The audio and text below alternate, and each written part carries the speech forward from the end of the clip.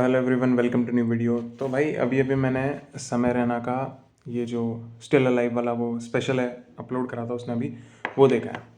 उसके अंदर से मेरे को कुछ टॉकिंग पॉइंट्स मिले हैं जिनके बारे में मेरे को बात करनी थी, तो मैं ये वीडियो बना रहा हूँ। ये व्लॉग नहीं है ऑब्वियसली, बट टॉकिंग पॉइंट्स है। सबसे पहला पॉइंट मैंने लिख रखे हैं यहाँ पे, रियलिटी बिहाइंड द शो। तो भाई बात ये है कि जैसे मतलब जब उस टाइम पे ये कंट्रोवर्सी चल रही थी पिछले साल समय रैना की, कि वो लेटेंट वाली बियर बाइसेप्स के कारण, तो उस टाइम पे लोगों को लग तो रहा था कि भाई समय मतलब ऐसे थोड़ा इंटरनेट पे नॉन चैलेंट बनने की कोशिश कर रहा था, मतलब ऐसे चिल बिल्कुल भी। बट इस शो के कारण अपन को पता चला है कि भाई इन रियलिटी कितना ज़्यादा हार्ड था उसके लिए, मतलब वो सारी चीज़ों से कोप अप करना पाना। इवन तो वो रिलेटिवली बहुत ज़्यादा रिच आदमी है, क्योंकि मतलब वो फेमस है, उसके पास स्पॉन्सरशिप वगैरह तो है, उसके डिसेंट अच्छे खासे कनेक्शन है इंडस्ट्री के अंदर। स्टिल उसके कारण उसको इतना ज़्यादा डील करना पड़ा। अगर आप वो शो देखोगे तो आपको पता चल जाएगा उसके एक्सप्रेशन से कि उसको कितना ज़्यादा डील करना पड़ा था। प्लस एक और चीज़, क्योंकि हम में से 99.99% लोग क्रिएटर नहीं है या बहुत ऊंचे पोजीशन पे नहीं है, हमको पता नहीं कि उस पोजीशन पे रहने के बाद जो करोड़ों करोड़ों लोगों से बैकलैश आता है, मतलब करोड़ों लोग आपको बैकलैश दे रहे हैं बिकॉज गवर्नमेंट या फिर कुछ लोग जिनको आपकी कोई बात पसंद नहीं आई वो आपके खिलाफ है। उसके कारण जो बैकलैश आता है उसकी जो रियलिटी है वो इसके अंदर पता चली है, और वो रियलिटी बहुत ज़्यादा डार्क है। अगर आप उस पोजीशन पे नहीं हो, जो कि 99.99% लोग नहीं है, तो उनको उसकी ग्रेविटी ही समझ नहीं आएगी सिचुएशन की, कि कितनी हार्ड सिचुएशन थी समय के लिए वो। और वो इस वीडियो में उसने बहुत एक्यूरेटली पोर्ट्रे किया है। Second, reality of man. तो ये बात तो बहुत ज़्यादा ट्रू है, ये मतलब ऑलमोस्ट ऑल मैन बॉयज़ पे अप्लाई करती है। कि समय ने बताया कि जब उसका वो शो चल रहा था तब जो लोग थे उसके दोस्त, मोस्टली जो मेल, वो उसको कंसोल भी नहीं कर पा रहे थे। मतलब जैसे बलराज का सीन बताया उसने कि बलराज का एक जोक भी है उस शो के अंदर कि दिस शैल टू पास।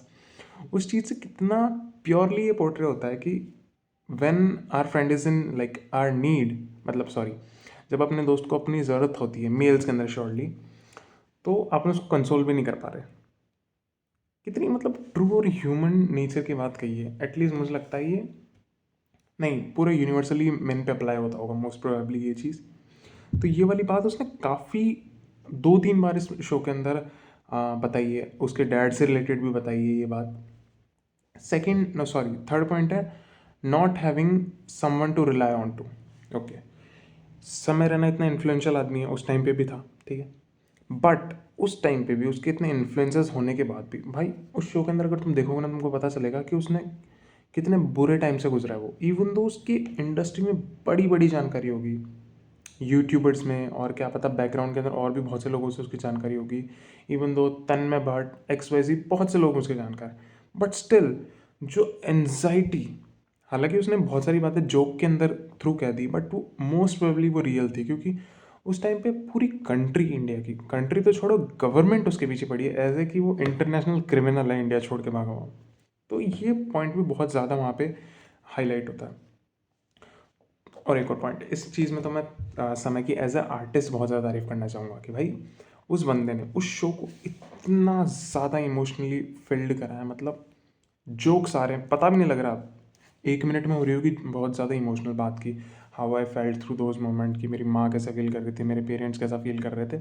उसके अगले मिनट आएगा जोक, और जब वो पेरेंट्स वाली बात होता है ना, उसमें इतना भयंकर इमोशन होगा, ऐसा लग रहा है कि वो रोने ही वाला है ऑलमोस्ट। आपको देख के खुद आप इमोशनल होने लगोगे, बट उसके अगले मिनट एक जोक। मतलब बहुत अच्छा आर्टिस्ट है एज ए इमोशन शो करने में, ऐसा मेरा ना, मुझे ऐसा लगता है। उसके अलावा एक और बात, वो कश्मीरी पंडित वाली बात।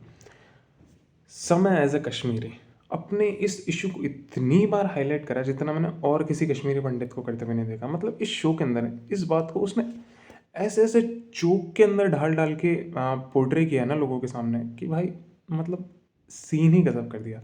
जैसे वो मेरे को एक इसके अंदर एक जोक है जिसमें समय के डैड ऐसे बोलते हैं कि तेरा तो सिर्फ शो गया, मेरा तो कश्मीर में घर चला गया था, बट फिर भी मैं तेरी तरह नहीं कर रहा था। तो ये जोक या फिर ये बात है ना जो मुझे बहुत ही ज़्यादा इफेक्टिव लगी इस पूरे शो के अंदर। और last but not the least, जब एंड में वो कहता है कि इंडियाज़ गॉट लेटेंट इससे ज़्यादा हाई पॉइंट पे ख़त्म नहीं हो सकता था, तो सब लोग कहते हैं कि ठीक है भाई, मे बी ये नहीं आएगा शो वापस। बट एंड में जब वो बोलता है कि लेट मी रीफ्रेज इट, कि इंडियाज़ गॉट लेटेंट का सीज़न 1 इससे हाई नोट पे ख़त्म नहीं हो सकता था, तब जो मतलब ऐसे सरप्राइज़ था ना वो बहुत ही ज़्यादा गज़ब था। तो भाई ये थे मेरे कुछ लाइक टॉकिंग पॉइंट्स इस शो के। ये वीडियो मतलब मुझे लगा कि भाई ऐसा बनाना चाहिए, ऐसा मेरे जो फीलिंग्स थी इस पूरे स्पेशल को लेके तो वो मुझे बतानी चाहिए। तो ये था वीडियो के लिए। बाकी वीडियो अच्छी लगी तो लाइक कर देना और चैनल के बाकी व्लॉग्स देख लेना। बाकी bye, see you in the next one.